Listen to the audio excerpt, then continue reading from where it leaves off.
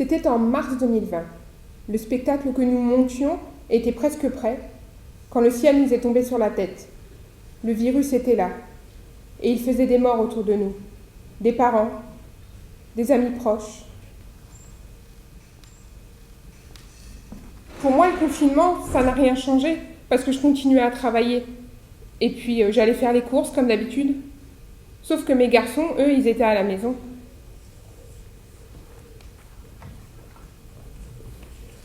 Toi, tu étais à l'hôpital depuis 15 jours, à cause d'une mauvaise chute qui t'avait cassé tout le côté gauche, ou quasi. On est allé te voir un samedi, ça allait plutôt bien. Et puis, le lundi, confinement. Tu n'as pas compris que tu allais être seule dans cette chambre en attendant l'opération?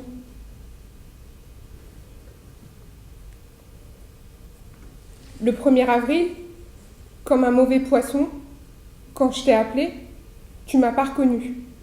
Il a fallu que je fasse tout l'arbre généalogique. Moi, mon père et toi. Le jeudi, quand je t'ai appelé, ça allait beaucoup mieux. À part que tu trouvais le temps long et que tu étais toute seule, mais bon, ça c'était pareil pour tout le monde, hein. Le confinement, c'est quand même la cause de la solitude. On a parlé de tout et de rien. Je t'ai donné la date, tu m'as dit ce que tu avais mangé le midi, je t'ai donné l'heure pour pas que tu perdes tes repères. Mais tu t'en fichais. Je ne le sais pas encore, mais c'est la dernière fois que j'entendrai ta voix. Le vendredi, quand j'ai appelé, il n'y avait plus de batterie sur son téléphone portable. Alors, dans ces cas-là, j'ai appelé le service et je demandais à parler à l'infirmière. Elle m'a dit que tu avais eu de la fièvre et qu'ils avaient fait un test PCR, qu'il fallait attendre les résultats. Je lui ai juste dit de penser à brancher le téléphone portable. 1 heure après, l'infirmière a appelé. Le test était positif. 2 heures après, c'est le cardiologue qui a appelé pour dire qu'il cherchait à faire un transfert. Mais bon, on n'est pas dupes, hein. Quand tu grandis dans une famille d'infirmières, t'es vite préparé. Ma sœur m'a dit de ne pas me faire d'illusions. 1 heure après, le cardiologue a rappelé pour dire qu'il n'y aurait pas de transfert parce que tes antécédents médicaux étaient trop importants.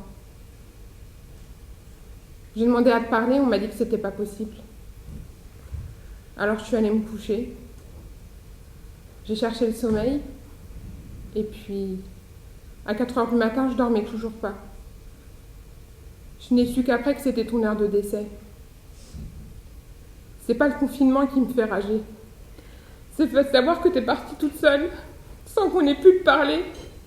On n'entendra plus jamais ta voix nous dire « Je suis de l'Aveyron, je vous ai fait une fouasse ». Ou alors, quand tu laissais un message sur le répondeur de ma sœur, « Caroline, c'est mamie ». Moi qui n'avais jamais cuisiné de fouasse, j'en ai fait une dans la semaine qui a suivi.